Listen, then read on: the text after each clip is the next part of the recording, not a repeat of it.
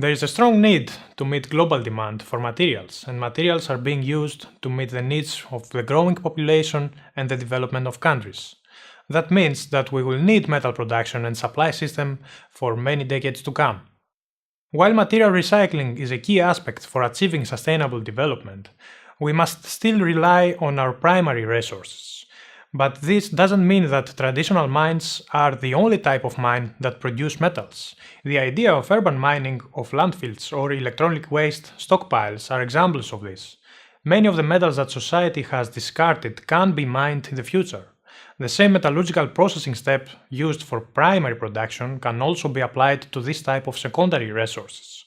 Yet, even though industrial production of many metals is well developed, engineers and scientists still have a large amount of work to do in order to keep improving and optimizing the processes we use to extract metal from both primary and secondary resources.